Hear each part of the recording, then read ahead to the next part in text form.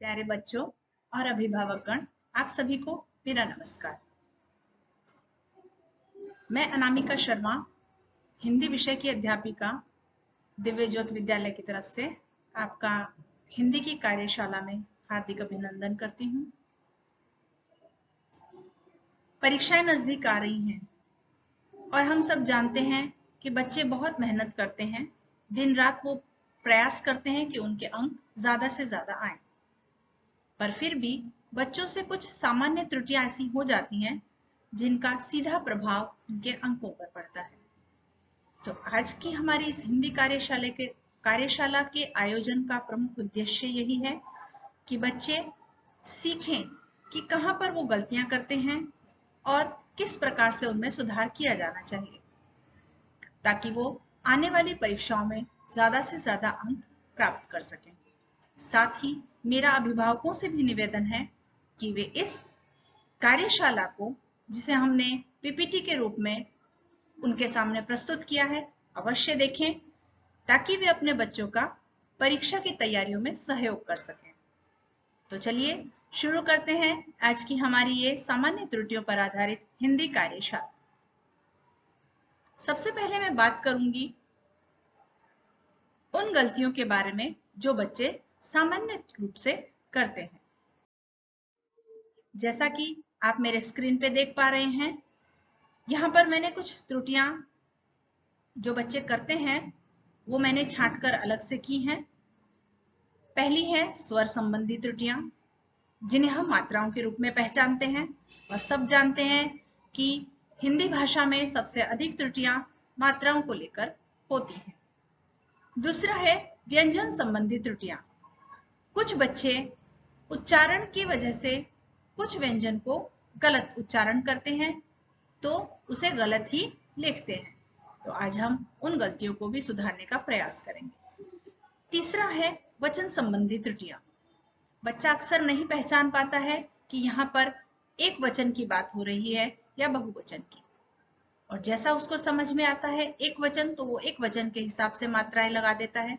तो आज हम उन गलतियों का भी निदान यहाँ पर सीखेंगे। चौथा है वाक्य संबंधी त्रुटियां। अक्सर हमने देखा है बच्चा बोलने में सक्षम है, वो अपनी बात को रख सकता है, पर जैसे ही वो अपनी उत्तर पुस्तिका में लिखने जाता है वो नहीं समझ पाता है कि उसको वाक्य कैसे बनाना है। फिर बच्चा उत्तर आते हुए भी नहीं लिख पाता है और इसका असर उसके अंकों पर पड़ता है। तो आइए आज हम इन चारों ही चरणों को समझेंगे और इनका निदान करेंगे।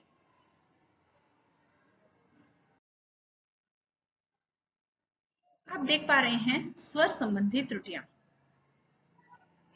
PT2 के एग्जाम में बच्चों ने जो गलतियां की हैं, हमने उनकी उत्तर पुस्तिका में से ये कुछ शब्द छांटकर यहाँ पर इकट्ठे किए हैं कि बच्चे किस तरीके की गलतियां करते हैं स्वर संबंधी। जैसे हम देखते हैं बच्चा बोलता है मैं बाहर खेलने जा रहा हूं, तो वो बाहर बोलता है तो वो लिखता भी बाहर ही है, जबकि इसका शुद्ध रूप क्या होना चाहिए, मैं बाहर खेलने जा रहा हूं। इसी तरीके से मैं मंदिर जा रही हूं, तो आप मंदिर जितना उसको लंबा खींचेंगे बच्चा बड़ी मात्रा का प्रयोग करेगा। लेकिन अगर देखा जाए तो शुद्ध रूप से यहाँ पर मंदिर यानी कि ऋस्व ई का प्रयोग किया जाता है।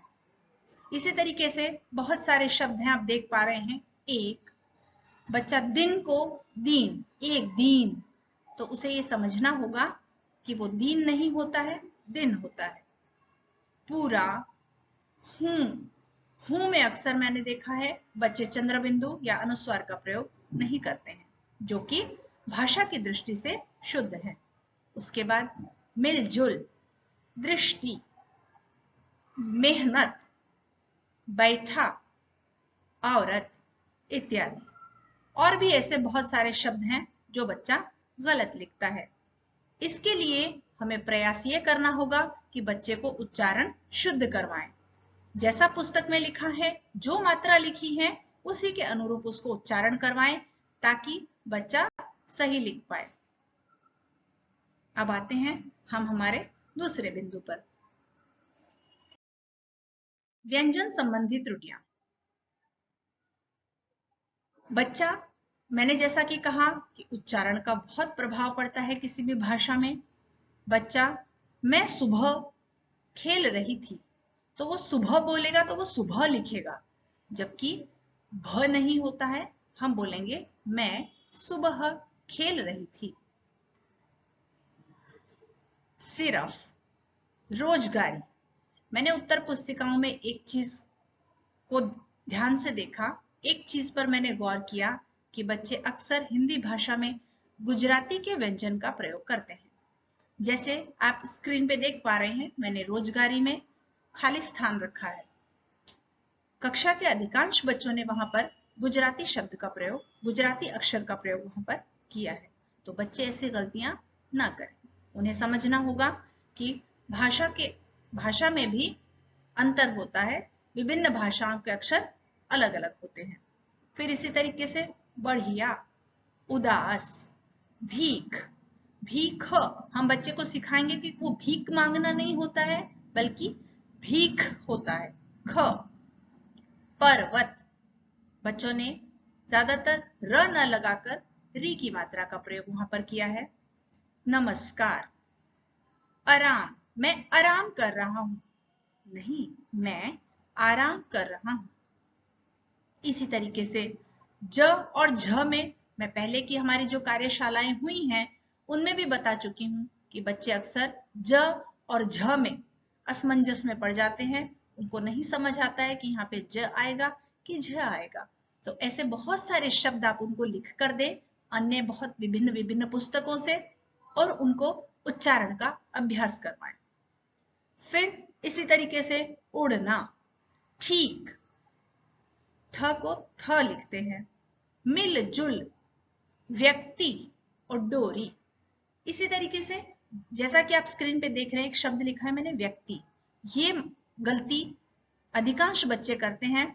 उन्हें ये नहीं समझ आता कि ई की मात्रा त के ऊपर लगेगी कि क के ऊपर। उनको समझना होगा कि इसमें क जो है वो एक आधा अक्षर है और आधे अक्षर पर मात्रा का प्रयोग नहीं किया जा सकता है। भले ही वो क से पहले लग रही है, लेकिन वो ती की मात्रा होगी और उसका उच्चारण भी व्यक्ति, इस प्रकार से हम करेंगे। इसके बाद अगला हमारा बिंदु है वचन संबंधी त्रुटियां। जैसा कि मैंने पहले बताया कि बच्चे नहीं समझ पाते हैं कि इस वाक्य में कौन सा वचन है, किस प्रकार से इसका प्रयोग हमें करना है। तो मैंने इनकी उत्तर पुस्तिकाओं से छांटकर कुछ वाक्य और कुछ शब्द यहाँ पर लिखे हैं, जैसा कि आप देख पा रहे हैं। बहने आएगी, बच्चों ने लिखा है बहने आएगी, जबकि शुद्ध रूप होना चाहिए बहने आएंगी। यह कुर्सियां, जबकि कुर्सियां बहुवचन है तो यह का प्रयोग नहीं करेंगे, हम यहां पर ये लगाएंगे, क्योंकि कुर्सियां बहुवचन है और यह का प्रयोग एक वचन के साथ किया जाता है। अगला है वस्तुएं। वस्तुएं में हम देखेंगे कि ऊपर चंद्र बिंदु का प्रयोग नहीं किया है, जो कि भाषा की दृष्टि से अशुद्ध शब्द है। फूलों, फूलों पर भी ऊपर अनुस्वार का प्रयोग किया जाएगा। हैं जो है बहुवचन में बच्चों ने अक्सर प्रयोग किया है, लेकिन वहां पर उन्होंने अनुस्वार का प्रयोग नहीं किया है। गरीबों, लोगों, गुणों, हमें, तो ज्यादातर बच्चे अनुस्वार लगाना भूल जाते हैं। तो ये ध्यान देंगे इस बार की परीक्षा की तैयारियों में कि बच्चे को ये बताना है कि बहुवचन का जब भी वो प्रयोग करेंगे वहां पर अनुस्वार का प्रयोग अवश्य करें। अब हमारे अगले बिंदु पर आते हैं, जो है वाक्य संबंधी त्रुटियां। जैसा आपने देखा होगा कि हिंदी के प्रश्न पत्र में एक प्रश्न आता है चित्र वर्णन। अक्सर देखा है कि बच्चे चित्र पहचानते हैं, कैसे करना है, क्या उनको वहां पर दिख रहा है, वो सब उन्हें पता होता है, लेकिन वो वाक्य नहीं बना पाते हैं। जैसा कि चित्र हमारे हाथ में है, हमें लिखना है इस चित्र में, लेकिन बजाय इसके बच्चे लिखते हैं यह चित्र में, जो कि भाषा की दृष्टि से अशुद्ध है। उस दुकान पर, शुद्ध रूप है, बच्चों ने लिखा है वह दुकान पर। अलग अलग फूल से, जबकि अलग अलग शब्द हमें बताता है कि यहां पर बहुवचन है, तो तो फूल का प्रयोग न करके हम यहाँ पर फूलों शब्द लगाएंगे। इसी तरीके से अगला, विभिन्न देश की, तो विभिन्न देशों की, क्योंकि विभिन्न शब्द जो है वो अपने आप में एक बहुवचन है।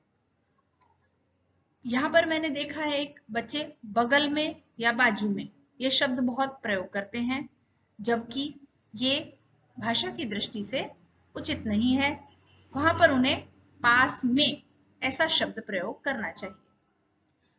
उसके बाद पक्षियां उड़ रही हैं। बच्चों को देखा जाता है कि कई बार उनको ड और द में अंतर नहीं समझ आता है। फिर इसी प्रकार वो सोचते हैं जैसे अन्य शब्दों का बहुवचन करते हैं तो हम चंद्र बिंदु लगाते हैं या आ की मात्रा लगाते हैं, ठीक उसी प्रकार वो पक्षी में भी कर देते हैं, तो वो गलत है। उन्हें सिर्फ ऐसा लिखना है, पक्षी उड़ रहे हैं, ना कि पक्षियां उड़ रही हैं। तो इस विषय पर जरूर ध्यान देंगे, क्योंकि चित्र वर्णन प्रश्न पत्र का एक अभिन्न अंग है और वो हर परीक्षा में पूछा जाता है, तो इसकी तैयारी विशेष रूप से बच्चों को करवाई जाए। इसी के साथ मैंने यहाँ पर कुछ और बिंदु एकत्रित किए हैं जो मैं आप सभी को समझाना चाहती हूँ, बताना चाहती हूँ। बच्चा बहुत सारी गलतियां करता है इन्हें लेकर। आपने देखा होगा कि हिंदी भाषा में जब भी हम वाक्य लिखते हैं वहां पर हम दो प्रकार के की का प्रयोग करते हैं। पहला है की और दूसरा है की। तो ये गलतियां बच्चा अक्सर करता है। तो की जो शब्द है वो दो शब्दों को जोड़ने या संबंध स्थापित करने का कार्य करता है, जबकि जो ऋश्व की है वो एक संयोजक है जो दो वाक्यों को जोड़ता है। आप यहाँ पर ध्यान देंगे, जो दीर्घ की है वो दो शब्दों को या दो चीजों के बीच में संबंध स्थापित करता है। जैसे राम की गाय, रमा की किताब। तो यहाँ पर गाय और किताब का संबंध राम और रमा से बताया जा रहा है, जबकि जो ऋश्व की है वो एक संयोजक है जो दो वाक्यों को जोड़ता है। मेरी अध्यापिका ने कहा कि मुझे परीक्षा की तैयारियां अच्छे से करनी चाहिए।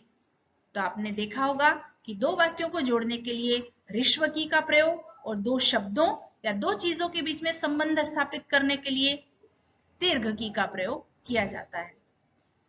अगला हमारा बिंदु है और हैं संबंधी त्रुटियां।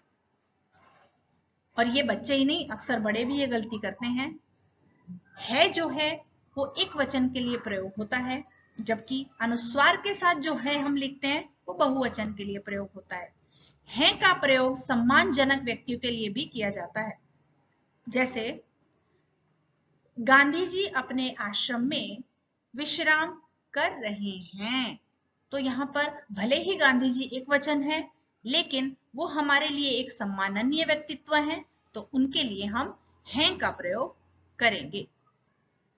बाकी अन्य स्थान पर एक वचन के साथ हमेशा बिना अनुस्वार का ह लिखा जाता है। इसके साथ ही हम अगले बिंदु पर आते हैं, में और मैं संबंधी त्रुटियां। में से तात्पर्य है अंदर, किसी चीज के अंदर। लड़की कमरे में खेल रही है, किताब अलमारी में रखी है। जबकि जो मैं है वो एक कर्ता है। मैं खेल रही हूं, मैं पढ़ रही हूं। तो दोनों में बहुत अंतर है जिसे बच्चों को समझना होगा। इसी के अलावा जैसा कि मैं पहले वाली स्लाइड में भी बता चुकी हूं कि बच्चों को ड और ढ, अड़ और अढ़ में अंतर नहीं पता होता है। तो मैं बता दूं, जो ड और ढ वो दोनों मूर्धन्य वर्ण है, यानी उनका उच्चारण मुख के अंदर मूर्धा वाले भाग से किया जाता है, जबकि अड़ और अढ़ उक्षिप्त वर्ण है। उक्षिप्त वर्ण ये हमारी भाषा के अक्षर नहीं है, ये अरबी और फारसी भाषा के प्रभाव से आए हैं, जबकि ड और ढ हिंदी वर्णमाला के अक्षर होते हैं। इसके अलावा अड़ और ढ का प्रयोग कभी भी शब्द के प्रारंभ में नहीं किया जाता। यानी अगर आप ध्यान से देखेंगे तो हिंदी की किसी भी पाठ्य पुस्तक में या किसी अन्य पुस्तक में आपको कोई ऐसा शब्द नहीं मिलेगा जो अड़ या ढ़ से जिसका प्रारंभ होता हो। तो ये जो बिंदु हैं हमने बच्चों की ही कार्य पुस्तिकाओं से, बच्चों की ही उत्तर पुस्तिकाओं से ढूंढ ढूंढ कर आपके सामने रखा है। तो आप कृपया बच्चों का सहयोग करें इन त्रुटियों को दूर करने में, ताकि आपका बच्चा भी परीक्षाओं में अच्छे अंक प्राप्त कर सके। इन छोटी छोटी सामान्य सी गलतियों की वजह से वो अपने अंक ना खोए। धन्यवाद।